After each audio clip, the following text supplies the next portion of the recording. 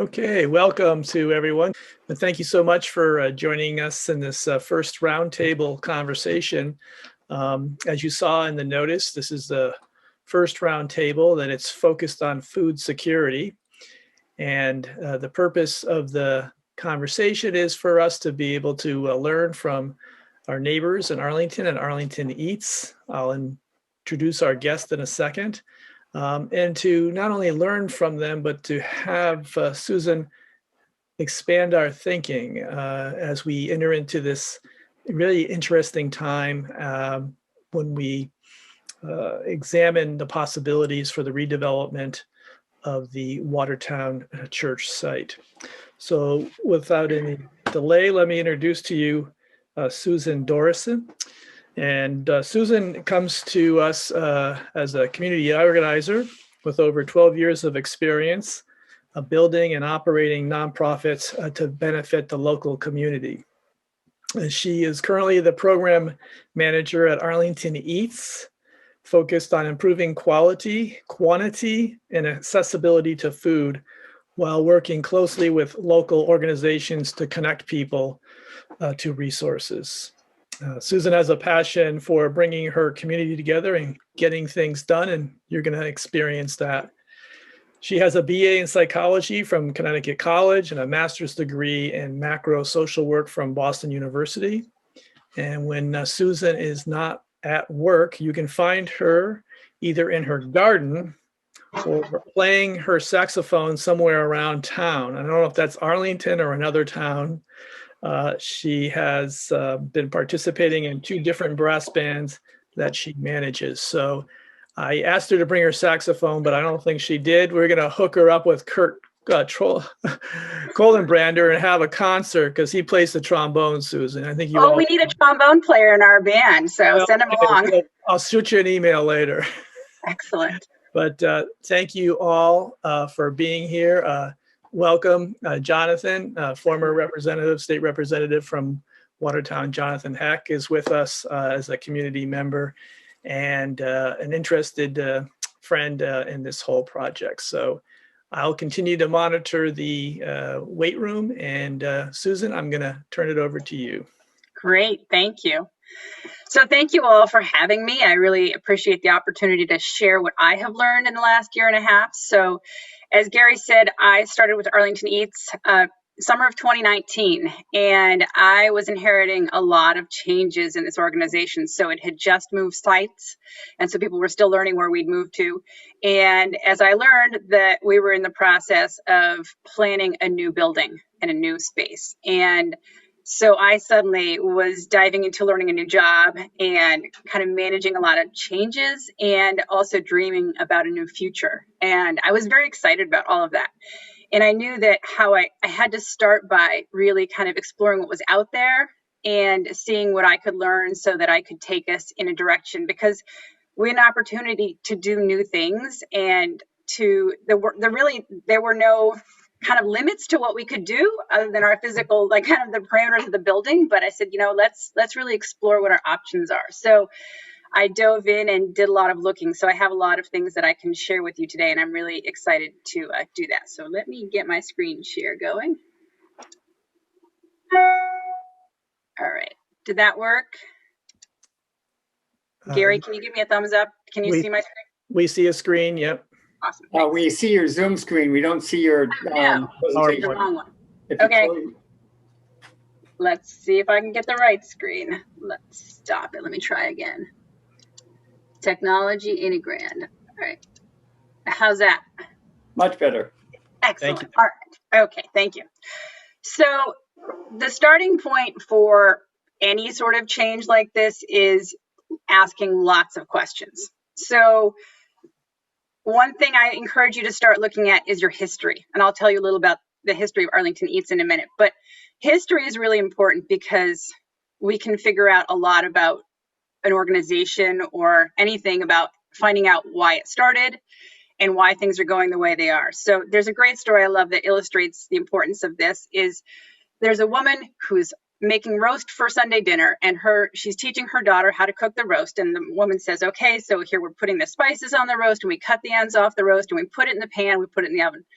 And the daughter says to her mother, why are you cutting the ends off the roast? And the mother said, well, that's the way you do it. That's what my mother did. So the daughter goes and says to her grandmother, why do you cut the ends off the roast when you put it in before you cook it? And the grandmother says, oh, it's because my pan wasn't big enough.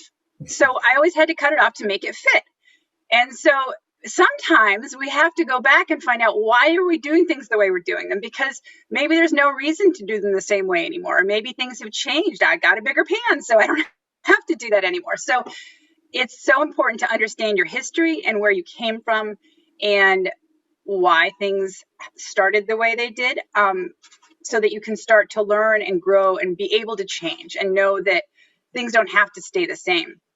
So when food pantries started to pop up in the United States in the 1980s, food supplies were very short and very tight, and there weren't big donor networks in place. So food pantries had to really be very careful with giving out the food. So it was very practical for them to say, all right, we've got lots of tuna and peanut butter and bread and pasta, and that's what we're giving to everybody. Everybody gets the same thing, because they didn't have the ability to get lots of different things from different places or even fresh produce. So it was a very simple, basic, let's get food to people as they need it. And that was a great way to start food pantries. But then things have evolved over time, and we have opportunities to really grow and change with that.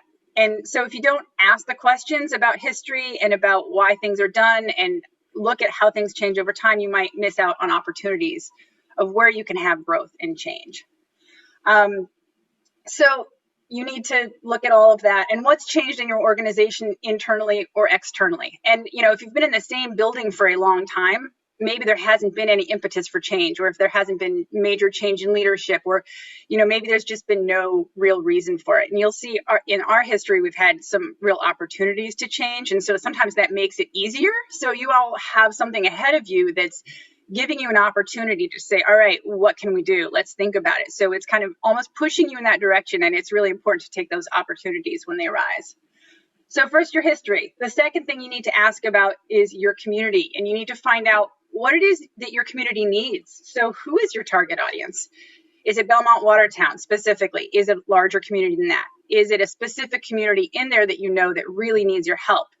Is it more seniors? Is it more families? So find out who those people are. And then what you want to do is find out what it is that they need. So if you have an opportunity for growth, maybe you can add some different programs. So maybe you will do a community survey, or you can do focus groups. And it's possible you'll find out that there's a lot of lonely seniors. So having a lunch program is really helpful. Or maybe you find out there's a lot of kids who are hungry on weekends. So you could start a backpack program. So sometimes we think we know what people need or what the wishes are of the community, but the best way to find out is to really ask them. And we in Arlington have found that our social service agencies also are very well, they really know a lot of the people that we're working with as well. So they have a lot of insights. So if you're struggling to get to your community, that is another route to find out information. But we have done focus groups, we have done surveys, and we've worked with our social service agencies in Arlington. And so they've all been ways for us to get good information. And then you go back to asking yourselves, what is your long-term vision? Where do you see yourself in 3 years, 5 years, 10 years? Everything is on the table at this point. You can really do all sorts of things. So dream and don't let anything get in your way. We had a woman who helped us do a strategic plan about a year ago. And there was an evening where we had volunteers and staff and some of our guests who come to our market and some community members. And one of the projects she had us do, which was fun, was do a newspaper headline and say, it's 5 years down the road and it says Arlington Eats has just what? So what is that? And so everybody needed in that room had to come up with something they were very excited about. Is it feeds this many people or has eliminated hunger? If that was a little, we think that can't be realistic, but you like to dream that way. But let's say it's not gone. What else are you doing? We've just opened our second location, or we added a mobile market. So there are a lot of opportunities for dreaming. It's kind of the brainstorming world. There's really no wrong answer, and you never know what might catch on. So it's good to, again, go to your history, find out what's there, go to your community, find out what they need, and then finally go back into your organization and dream, and with the knowledge of those first two questions that are answered. Also in all of this, I'm sure like our organization, you have a really strong volunteer history. organizations like ours do not exist without volunteers. So it's really important to actually bring them in a lot of this and have them help answer these questions. Some of them may have been around since the beginning of your organization. We certainly have some that have been with us for 20 or so years, maybe 30 years. And they have a lot of institutional and historical knowledge about what your organization has done. So you need to kind of utilize that knowledge and also help them, get them involved in thinking into new ideas, because they're such the backbone of the kind of work that we do. So we need to make sure that we bring them as long as part of the project. So now I'm going to tell you a little bit about the history of Arlington Eats, just so you have a sense of where I'm coming from. So Arlington Food Pantry is what we started as in 1991 with a group of people in town, just like a lot of food pantries got together, said we need to fix a problem. And so they did a food drive, and then they just started to exist. And they were in the basement of the Church of Our Savior on Marathon Street, I think it is in Arlington, and they were there from 1991 till 2017. In 2014, we had an opportunity to get together with FoodLink, which is a food rescue organization in town, and share a space in the former Broadway Diner, which is on Broadway, which is where our new space will be again eventually. And so then they were operating out of two places. I think people could go to either place once a month. And so that was for a number of years. And that was very small. And I think they had a little bit more choice there. The guests could come through and they could pick some things, but it was still pretty limited as to what they could get. And then in 2014, there was a teacher in town who noticed that the kids in her classes were not getting enough food during the day, and they were not focusing, and they were hungry. So she got together with some other like-minded people, and they started Arlington Eats, which was a program to address hunger in schools. So they started the school snack program, and then they expanded to add the summer lunch program and the vacation lunch program. So they served vacation lunches through the February and April vacations, and then through 6 weeks of the summer. So there were lunches every day. And then in 2017, Arlington Eats and Arlington Food Pantry, knowing that they were really working on the same issues and overlapping in a lot of the people and the families, decided to merge. So they merged and we're now Arlington Eats. And then in 2019, we moved to St. John's Church, so back in a church basement, but this one's much bigger. And we had the opportunity to kind of shift a little bit. That went to a cafeteria style. You'll see a little bit of a picture in a minute. And while we're there because the building at Broadway was being demolished, and we are about to put our new home there. So we are building out the first floor and have a long-term lease. And the owner of the building is actually the Housing Corporation of Arlington, and the top 4 floors are affordable housing. So it kind of works really well together. Those populations will be able to utilize us if they need to. So that is where we are right now. And let me show you there. These are 2 pictures. This is clearly COVID times, you can see. But you can see it's a nice large room, and it was great. Before COVID, people could come through and go shopping, and we had kind of a cafeteria style where they'd come in and check in at one end of the room and then walk the shelves and get what they wanted. Then they'd go to the cold counter and they'd get eggs and cheese and yogurt and meat, frozen meat, and then we had a long produce counter at the end, and then you walk out the other door.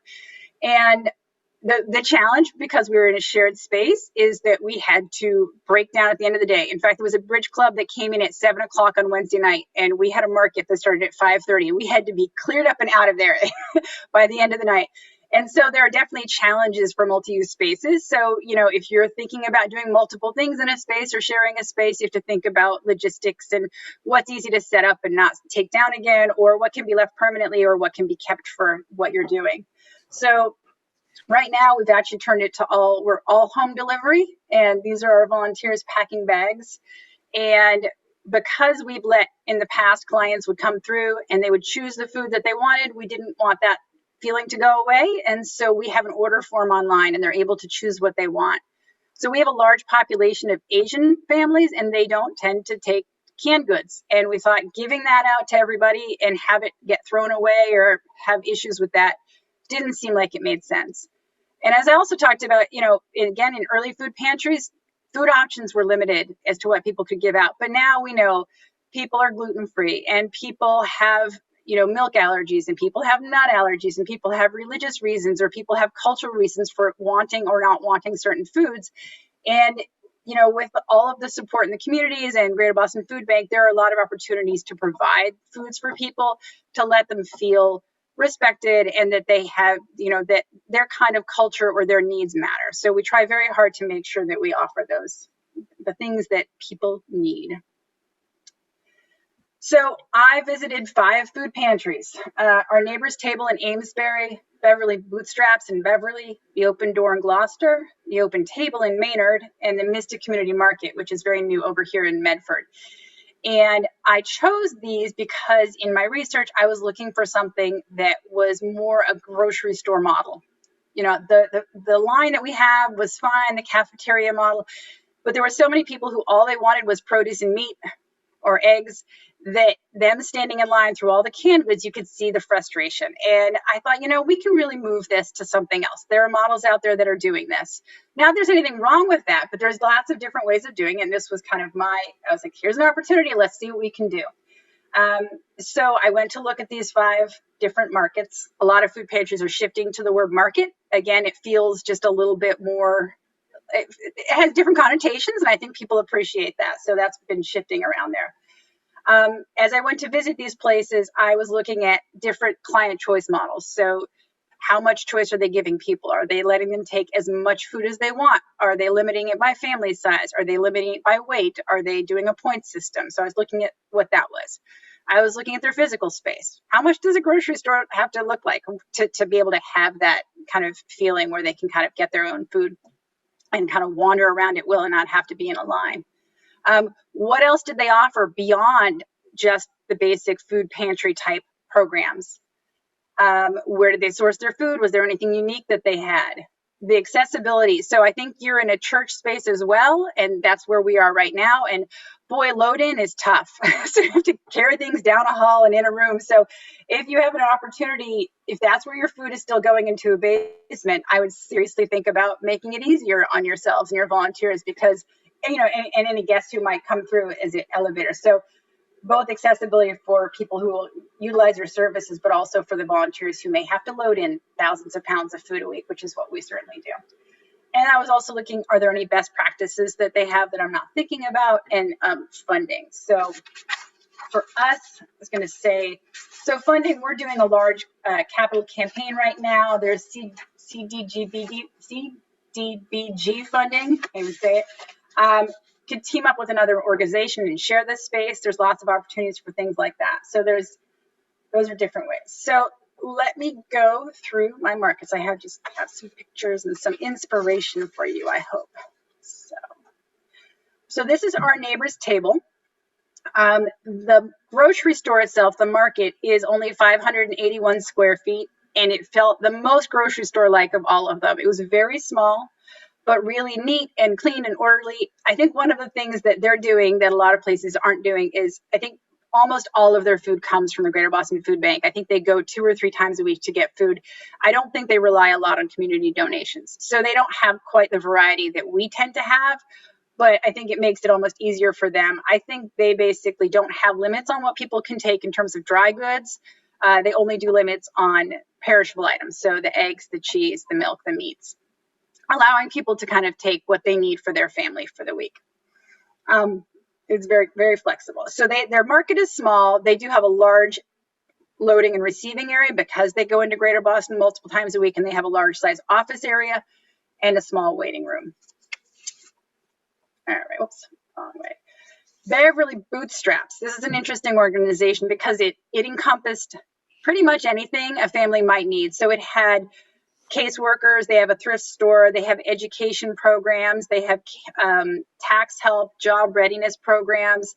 So it was basically a full service operation. I think it might have been with the town of Beverly, but they really have a one-stop shopping for everything. So it's a large building, and this was their grocery store on the first floor. So they had a grocery store layout. Their system for client choice was, you can take what you need, but it has to fit in this basket. So there was kind of a basket, and they had to keep it within a certain height of the basket. And people chose what they wanted. And for cold items, they had to go to a counter and order kind of order what they needed from a menu from a volunteer who would go to the refrigerator and pick it out for them. They had an interesting way of dealing with lines, which I really liked. So as you probably know, most food pantries have lines. When you show up in the day to open the door and there's 30 people outside, even if it's freezing cold. And they had this great system where they'd have a basket of numbers, and the first, 30 or 40 people in the door had to take a number from that basket. So it was random as to whether if you were first in line, you could still be the last, the 30th person to get a ticket. After that, people who came in after that got like a ticket from the deli counter. But basically, it kind of calmed things down in terms of, well, who was there first? And we have a lot of people trying to hold spaces in line, and it becomes really a lot of an issue. So that's something I'd like to use as we move into our new space. Oh, I keep going backwards. All right, open door. So they had a neat little system. If you can see on the shelves in the upper left under the dairy pure milk, they have colored numbers. So the smallest is for small families of 1 to 2, so they can get 1 milk. Families of 3 to 4 could also get 1 milk, and then families of 5 or more could get 2 milk. So they had these little tags throughout the store. It's a much bigger store than the others I've seen. Very casual, but very nice. They also had a huge community room where they did community meals pre-COVID, and I think they had a kitchen teaching program as well. They had a mobile farmers market. They had going to multiple sites around town. They have a thrift store. They have job training.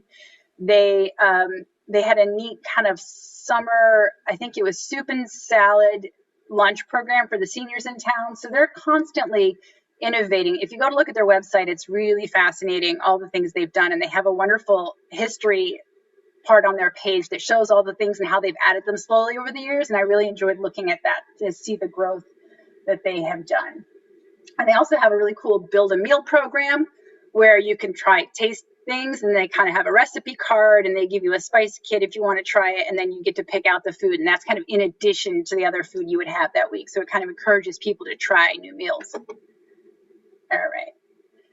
Then there was the open table. They had a very tiny market space. I was really impressed. I said, well, you can really cram a market. I mean, I think the room must have been 12 by 12, maybe smaller. So it was a hallway you came in, and there were probably 6 double refrigerator freezers on the right side, and that's where all their cold stuff was.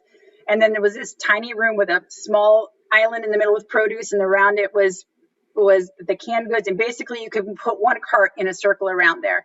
But they were able to do that because they did all of their shopping set up by appointment only, which blew my mind. I didn't think that would be possible, but they said it absolutely works. They have sometimes for new people to show up and sign up, but beyond that, it was all done by appointment. And so you don't have to have a big space. You're like, all right, well, everybody gets 10 minutes or however it works. They had a huge waiting room, which also was their community space where they would have meals and other programs.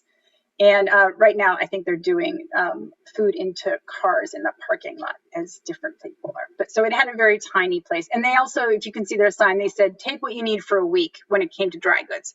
Most places will put limits on cold items because we all don't have unlimited storage, and that's not always free. And it's kind of the more expensive stuff. But when it came to their dry goods, they said, take what you need for the week.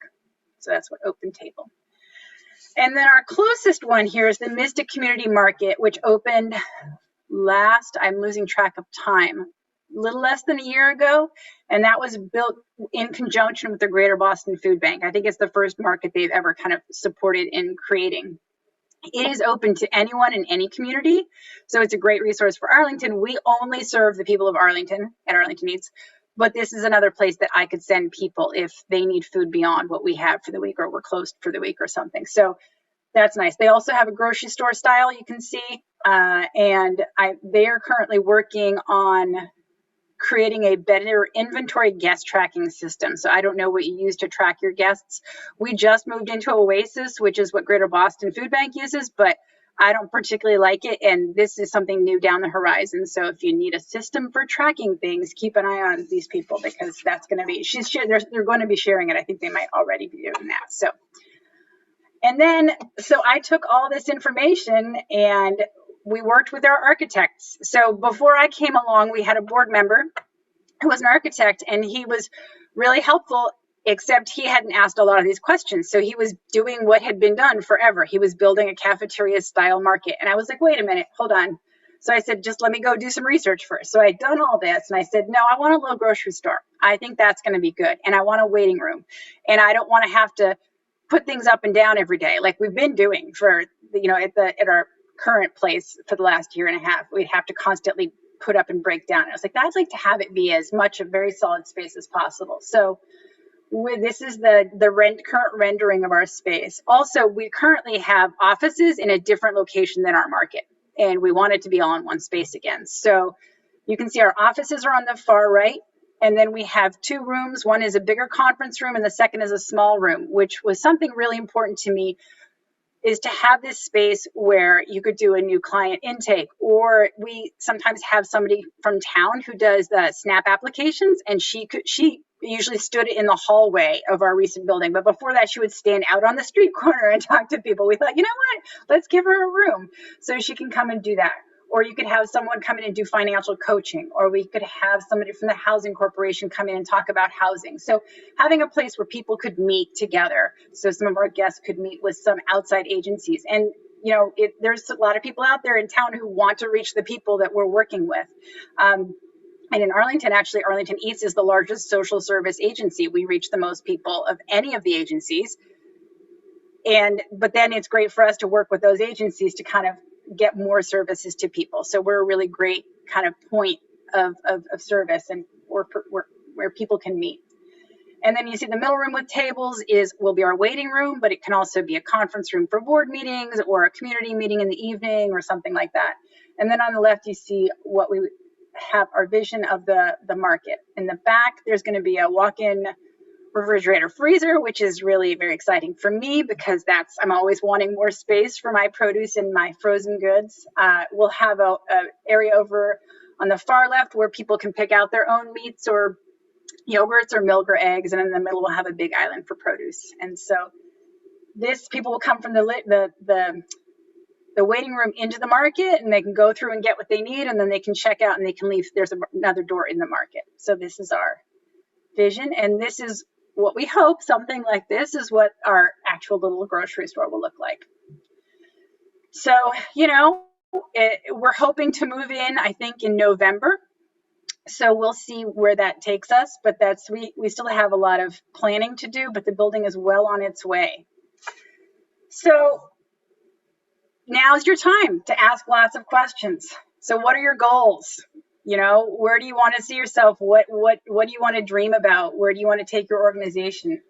Do you have the resources to meet the goals? If not, what do you need? Do you need money? Do you need to hire people? Do you need to change the physical layout of your space? Do you need more human power? We in Arlington, I think right now, we have about 450 new volunteers since the pandemic started. And I think we utilize probably 70 volunteers a week to do what we need to get done. And people have come out of the woodwork for this because I think people desperately wanted to do something meaningful or have some control in their life or just get out there. So we've always had a lot of volunteers, but this has been a real outpouring, and I think a lot of them are going to stick around. And we've also utilized their great skills. I found a volunteer who helped us create our online order form, and we have another volunteer who helps create the packing lists every week. And then we have hotline workers who are taking orders from people who don't have computers or don't like to use them. And so we've actually added all these new jobs too, and there are people who love to do what they're doing. And then we have design volunteers and people who like to do signage. So it's like you figure out what people love to do, and they love to share their skills with you. So go and look for it. It's out there. We've also found that we applied for a grant through the Harvard Business School. They have a program called Community Action Partners, and they have a business, people who've graduated who are either retired or even still working who will come and help consult with you and help you think through any number of things. So they're going to help us think about the process of moving buildings and how to tell people how to kind of work on changing the culture. But I know they've worked with other buildings on how to deal with inventory. So it's a business school, but they're really excited about projects like this, and that's free. So, think about they could be a great resource for consulting on what you can do. So look out for people who can help get you where you need to go. And then back to that original question of who are we trying to serve? And are you meeting their needs? Have you figured out what their needs are? Are you reaching them? Like, okay, maybe you know your population and you know what the need is, but can you get to them? So, and if not, how do you get to them? So do you need to find them? Do you need to have different hours so they can come in? Do you need to get translators? I mean, we really have upped our translating game since the pandemic started because we wanted the information that was going out to be accessible to everybody. We did have translators on site, but now we need to have them on the phone. So we have hotline workers who will call back to talk to people in multiple languages. What are the barriers to service? Do people not feel comfortable? Do they feel exposed? Are the hours hard? Are they incapable of getting there? Do they not have transportation? Are there mobility issues? So you have to kind of decide what can you do to break down those barriers to the service? And what does success look like to you? What is this goes back to what are your goals, but what does it feel like to say, all right, I think we've done what we wanted to do. We have a new building and we've got 3 new programs. We've got 1 new program. We have a plan to add 2 more. There are so many things. So it's the time of questions and it's very exciting and you have lots of things ahead of you. I am sharing this PowerPoint with Gary, but I put the links to the different food pantries that I visited, but also a few more things about different client choice models. There's some great PDFs out there about kind of the different styles. And I'm happy to talk more about that another time, but I'm saying a lot. So I just want to give you, this is my first, just wanted to give you a little taste of what I've looked at over the past year and a half. And hopefully I can excited you about some possibilities and absolutely happy to answer questions or elaborate on anything or come another time and talk more. So. Great. Thank you so much, Susan. This was a really great presentation. It really got me thinking about the challenges and the opportunities that we have ahead of us. We're definitely going to be sharing your recorded presentation with folks at the Watertown Food Pantry and the volunteers and the staff there and others so that we can get a real round table conversation going on because we have such a great opportunity. So we got a small enough group here that I think we can open up the mics and ask questions. Anyone want to start with a question? I see there's a question. How did we estimate how many square feet were needed? Well, for better or for worse, the building had a footprint that we had no control over. So we dealt with what was given to us, although our architects were very creative and managed to steal some of the shared space that was supposed to be a shared hallway in the building. And we worked as much to get as much as we could. I've always said, I will make anything work. So, when the pandemic hit, I was like, all right, I'll make it work. We'll figure it out. So sometimes you don't have ideal and if you have a footprint in your building, you make it work. So I showed you there were lots of different styles and sizes of markets, and maybe it dictates what plan you're going to go with. Is it going to be more grocery style, or will it be more of a cafeteria style, or so that might dictate some of that. But there's also the opportunity for a lot of, if you do have a shared space, maybe it's with the meals, and maybe your meals are only on certain days, and then you can set up your market for a few days, and then you can break down again. It's not ideal, but you kind of make it work. I think that's what I do. How, which, and why do you track clients? So tracking clients is really for data purposes. In this world, data is everything. You can show to your funders, look how many people we fed, and you can show to, and Greater Boston wants to know how many people you're feeding. So it's really about showing the work that you're doing. We don't track or share the information necessarily beyond our own organization other than big picture numbers. So that's a really important thing, is to have that. Also, we just want to know, did they move or what's going on? It's just important to keep track of that kind of stuff. And you also can say, all right, we see that all of our seniors are coming every single week, but our families are coming every other week. And then we have some people who come twice a year. And all of that data is actually really interesting. And we just had somebody recently who came, she said, I'm only coming once. I only needed food once because I had COVID. I was out of work for 2 weeks.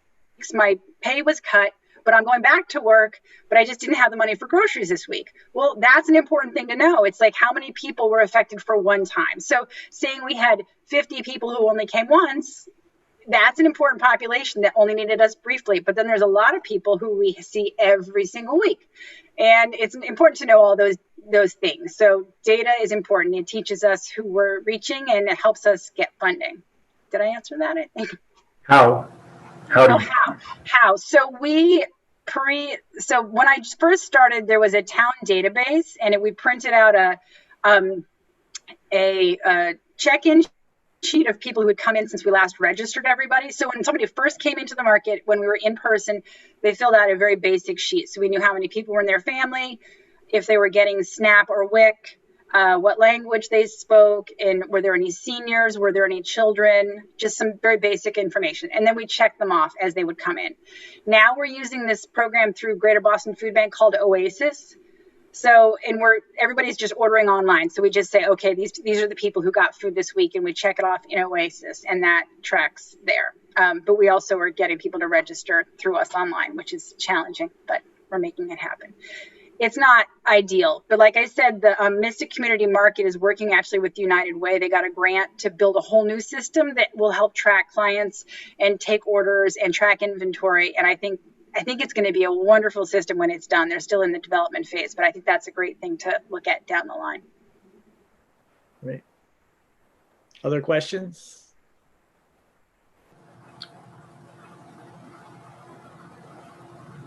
I have a question. How did you put together your hotline list? Like, how did you know which guests needed home delivery? Were they coming before and then they just basically said, I just can't make it here all the time? So we're 100% home delivery now, which is why our operation is so big. But when we saw in the couple weeks right before things closed down, we put flyers in bags and said, look, we're starting this hotline, do this. And then we worked with the town and they advertised it everywhere. So it was on the town website. It went out to schools. It was in every newsletter for the senior center and for the kids in the schools. And we put signs on the building where people used to come at our market. So it was everywhere. I felt like if you didn't know, you were sleeping through the whole thing, which was nice. But we put it out there. And so people have the option to put in an order online, or they can call our hotline. And so those were the two options. But, if people called our account, initially we had them calling the Council on Aging, and they ran our hotline, but then we had to take it over as flu season came upon them, and now other shots. So, yeah. I have a question. Yeah. Is there an agency that serves as a sort of umbrella organization for food banks across this part of Massachusetts, or? I mean, the Greater Boston Food Bank is the Eastern Massachusetts kind of the umbrella for all of the food pantries, right? Okay. And yeah, and they actually have been having meetings every other week since the pandemic started. Initially, it was weekly, and you can go to those meetings on Mondays at 1:00 and listen in on what's going on and find out the state of their food and whatever else they know. And lots of, I'd say, usually it's 80 or 90 different agencies show up and they ask questions and share information. There's also another group called the Greater Boston Hunger Network, which is not an overseeing agent group, but it's a group that meets 6 times a year and discuss different things. And there was just actually a discussion recently. I think they're going to have a special meeting in February to talk about strategic planning or needs assessments, because some of the agencies were saying that they really wanted to know more about that. So they're convening a special meeting, I think. And anybody who's in the air, I mean, the thing about that is neat is that it actually has a lot of people who aren't part of the Greater Boston Food Bank that go to that, because not all food pantries are part of the food bank. So that's a neat organization that takes in people from different places. Do you work at all with homeless? So we do. So we actually also, the Somerville Homeless Coalition, even though it's called the Somerville Homeless Coalition, it also works with the Arlington homeless. So they actually work with a lot of the homeless who live in the woods in Arlington, and we work with them. So we give them money sometimes, or we help coordinate food drop-offs. And we've had homeless people who have come to our market. So you don't have to have an address to come shopping. ideally you do, but if you don't, we'll still give you food. So we had a couple of homeless women last year who would come through. So, you know, the idea is that you're living in Arlington, but if you're living in your car and your car's in Arlington, or if you're living in the woods in Arlington, if you show up, we'll feed you. That's fine by us. But we also, like I said, yes, work with the Somerville Homeless Coalition. So. Right, but I mean, in terms of doing deliveries now, is that all got shut down or? So the ones that I know who we used to work with are staying in a hotel, and they have gotten some fun money right now. If they approached me and said they wanted food, I'd say, yeah, meet me at the back door and I'll hand you a couple bags of food. We don't have a massive homeless population here, but if they did reach out to us, I'd absolutely figure out a way to make it work. The farmers market, yeah. How many people do you serve either per week or per month? So let's see, we are right now delivering to about 260 families a week, which is about between 500 and 600 people. That's how many it represents. Yeah. And then I see there's a question about the farmers market. Yes, this last year they donated their leftovers at the end of the day. We probably got between 800 and 1,200 pounds of food each Wednesday night, and it was awesome. It was so great. In the summertime, we have the Boston area gleaners delivering to us, and we had the farmers market, and we were getting produce from Greater Boston, and it was just amazing.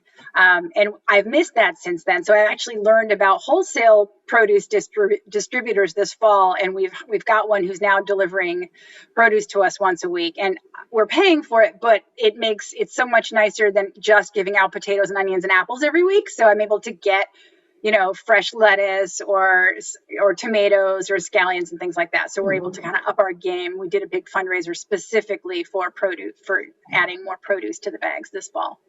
Susan, this is Stephanie from Watertown. I asked that question. That 800 to 1,000 pounds, is there any way to give an estimate of like how many families or individuals that went to that amount per week?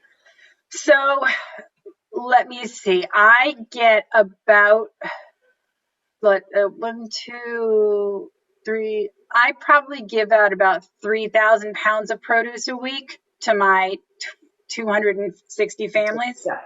So. Okay, great. Thank you. Yeah.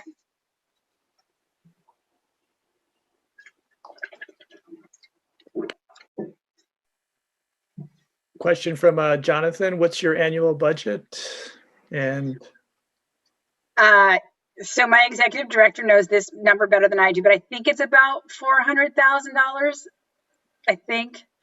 And cash in hand, I can't tell you off the top of my head. I'm not the, the money person. I make it work, but I could certainly get that information for you. I think it's actually on our website. But this year has been, people have seen on the news everywhere how desperate Massachusetts is a mess, right? We have so many hungry people and more hungry people every day, and the need is really high. And so I think right now is a pretty good time to ask. For those of us who are working and who have jobs and who are comfortable, we know that they're where the need is, and it's pretty obvious. And I think a lot of money has been coming into a lot of food pantries for that reason, and to the Greater Boston Food Bank. So, how many paid staff do you have? We have 3.5. We have 2 full-time, 1 almost full-time, and 1 part-time. And we hired that 1 part-time person just a few weeks ago, maybe about 6 weeks ago, to help take some of the strain off of the rest of us, because there was a lot of things going on. I'm just curious, Susan, if you had more space, more square feet, what would be the next thing that you added to your program space? Oh, that's a hard question. So I personally wouldn't want to add meals, because there's so much more to make a kitchen ServSafe certified. I mean, if we hired another person to take charge of that could be nice, right? If you like, but I wouldn't want to manage that myself. So to me, that's just another overwhelming prospect. I think another bigger space for more programming. I mean, the little office we have is nice, and the room we have is nice, but you know, hunger and food insecurity doesn't come by itself. It almost always marries with a need for language classes or education or job training or childcare or dealing with domestic violence issues. So it all comes together. So I really would love to have more services available. And I don't want to repeat them. I want to bring in, I'd like have offices where people could be there kind of a day a week or 2 days a week. And again, we have those spaces, but they're fine. They're just not what I would do if I really could expand myself. So, I also think programs for kids are always great. There's so many kids who are latchkey kids probably still, right? They get home from school and they eat their junk food and they get in front of their TV. And, I think after school programs, that's something in my heart. I don't know if that's necessarily what is needed, but that's, bam. I didn't even think about that, Gary. I'd have to sit down and do some dreaming. Right. Well, we're in the wonderful situation to Right. dream and to think about, how can we partner? We are not going to be the operators of a new food delivery system, but we want to be the best partners that we can and encourage the dreaming and thinking about this in a really critical but also expansive way. Now, what about your frozen and cooler space? You had 2 walk-ins, you said, or one? So it's one big walk-in. You walk through the refrigerated to get to the frozen. Okay. And then we're going to take the freezers and refrigerators we have now are going to go to that space and be put in storage in the back. And then we'll also have this space where we can put cold items in the actual grocery store itself for people to get. So we'll have kind of added a lot of extra space. And now that I have a wholesale distributor of produce, I can have that show up on Wednesdays. So if we run out from our Monday delivery, so I'm really setting in place to add more of that. To me, I see our guests really wanting produce, and I also know that is one of the healthiest things we can do for people. So I think it's not our neighbor's table. Open Door, that's one I would look at if you want even more inspiration because of the programs they have. They have, I think, a dietitian on staff who will create specific programs for people who have dietary issues. They have some really interesting things about healthy eating, which is another thing that I think could be really good, actually, now that I think about it some more. Because I think there are a lot of people who want to eat better. I've had a lot of guests recently saying, I'm really trying to lose weight. And they do say, I'm working with a doctor, but I'm on a keto diet, or I need to have a low sugar diet, or I need to have a diet that's really high in lean meats and vegetables and lots of vegetables. So, there are people who I know specifically are saying to us that they need these things. So how can we support that? How can we help them have a healthy diet if that's what they're looking for and not just have canned goods? Great. Other questions from folks? Yeah, Jerry. I may regret volunteering this, but if people have some simple questions about the Watertown Food Pantry, I can do my best to try to answer them. I'm a volunteer, have been for 10 years at the Watertown Food Pantry since I retired. Great. How long has it been around? 25 years. Yeah. What did you like, Jerry, that you saw in Susan's presentation? Very sophisticated presentation, very different than ours. Not that we're unsophisticated. We do serve 500 families a month, which is about 1,000 people per month, but it's a very different model. I think it's very interesting, the cafeteria style, the grocery store style. I think, we can't do that with our present facilities, but that would be something to keep in mind if we have some new facilities. We prepare bags of food in advance for people to then, we have a card on every family, and on that card we ask them if there's anything in particular that they want, or if there's anything that they don't want or are allergic to. Yeah. For example, we have several Muslim families, and we do not serve cans of pork and beans to them. Right. That's a definite no-no. Right. That's great. and we prepare a bag of fresh fruit, fresh vegetables. Mhm. We get donations from the gleaners in the summer and food for free practically year round. Plus, we make some small purchases from Russo's. Those of you who are in Watertown or some Belmont folks know what Russo's are.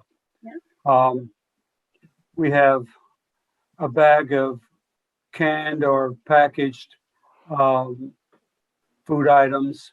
We have some frozen chicken, sometimes occasionally some eggs. We do not do milk. It's too bulky to have the storage capacity. I agree. Yeah, we only do shelf stable milk. And Gary, how much in terms of your donations come from the community? I don't know the statistics on that. We Is get it a lot or not much? a lot of community donations, both in terms of food and dollar amounts. We have several good corporate donations through VHB, which is an engineering firm, and Tufts Administration, which is in Watertown. We have two wonderful food drives by the Boy Scouts. Joel, I'll have to get that plug in for you. Boy Scouts do a credible food drive twice a year, which takes us weeks to sort out and put away and store. Several churches make various donations, and Tufts and VHB also, in addition to cash contributions, make donations of food. We also get a grant from Project Bread for our participation in the Walk for Hunger, and VHB gives us a sizable grant as far as their contribution. They're good corporate supporters. That's great. One thing I've learned recently about donations is that if you give people really specific things, sometimes they get excited. So I actually have spotlight items each month. So I think last month we found we actually have a lot of families allergic to peanut butter, but they really love having some proteiny, nutty things. So we get the sun butter, but you can't get that through Greater Boston Food Bank. But when you say to the community, we need the sun butter and we need milk alternatives and we need gluten-free stuff, they will send it. But I rotate it. If it's the same thing every month, they get bored with it. They actually, you can see, like, my volunteers know what I've asked for by what shows up because it comes in large quantity. And I think it's more interesting for the donors to be like, okay, what's your item this month? They literally send me emails. What is it this month? Because they want to know what we need right now. And if you change it up enough, they pay attention, and then they might do it every month. And so I find that that's been a great way to get what we really need and kind of get people excited about it. So it's another little tip. We've been doing recently, since the pandemic, in addition to fresh vegetables and canned goods, we've been doing snack bags. Oh, nice. Especially for families with kids that are studying remotely or kind of going out of their minds. And we just have a lot of donations of various little snacks, and we throw together, 5 drinks and 15 snacks in one little bag and tie it up and put it in with what we serve families. That's and awesome. We always make sure there's one bag per child in the household. And that's information we have on our cards for each of the families. Yeah, that's fantastic. I see Jonathan wants to know what channels we use to put out the word for in-kind contributions. So we have a Facebook page that there are a lot of people are on, and we also have a number of people who run these community or these neighborhood food drives. So there's one called Good Teal, which is actually in my neighborhood, and she has a route of, actually, I think the way she does it is she says, hey, here's a bag. It says Good Teal on it. She sends out an email to those people once a month and says, I'm coming next Tuesday. Put these items in the, this is what they're asking for this month. Put this stuff, I'll come pick it up. And I think, so now a lot of other, I think we have like 3 or 4 neighborhoods now in Arlington that are doing this. And some of them might be drop off on my front porch by this date and I'll deliver it. So it's kind of people making it easier to donate. And each of those groups finds out from me each month what the spotlight item is. We also put it in all of our newsletters that go out. If there's a print one, it goes out in that, which is, I think, only a couple times a year, and in our digital one. So we try to tell as many people. And then if somebody says, hey, we're doing a food drive next month, I'll say, oh, great. Well, here's what I really need. And I tell them. So we often get the phone calls from the Cub Scouts or the little preschool up the road that wants to do something. And I always try to give them those spotlight items so we can focus, because there's a lot of things that we have enough of, right? If you don't give people specifics, they'll give you more peanut butter, tuna, and pasta. And I'm like, I get enough of that from Greater Boston and it's free. So I don't need any more. What I really need is this stuff, which is a pain in the butt for me to go get, and it's expensive. So why don't you give that to me? So that's kind of my trick. But yeah, we put it out there. Great. Well, it's approaching an hour, and I just want to thank you, Susan, for a wonderful presentation. And I really hope that it's been food for thought for those of us in the community that we're thinking about food security and how we can work together as Belmont-Watertown United Methodist Church continues its research and effort to find a way to redevelop a valuable community asset at the Watertown site of the Belmont-Watertown United Methodist Church. And we're committed to our partners there, and so we're thinking about food security, obviously in relationship to the Watertown Food Pantry. We're also thinking about recovery in terms of how we continue to partner with 12-step programs and other stakeholders in terms of the recovery movement in Watertown. We're committed to families and children, Boy Scouts, all types of valuable community organizations. So what you're giving us is an opportunity to start these roundtable conversations. We have members of the boards of trustees here with us in this conversation that are charged with the responsibility of thinking out loud and working with a consultant on the different aspects of this redevelopment dream, from affordable housing to community space to sacred space. And what you've given to us is really key information and opportunity thinking material, if I can call it that, for expanding our partnership with the food pantry. So this is going to be recorded. If anyone wants to make it available to others, the link will be on our website. We'll be sending out, in terms of church communications, an email with it, with the link as well. But please tell folks about it. And what I would like to see happen is those that are interested in this food security conversation, we need to continue talking, because somehow we have to interpret and translate this idea to people down the road who will be actually doing the work of planning out space, because we want to see what it could look like and how we can maximize on this opportunity. So and thank you all for Thank you, joining in. Susan. Thank you. Jonathan and Stephanie from the community and Thank church you. members. Thanks again. We'll continue the conversation. Have a good night. Bye. Bye.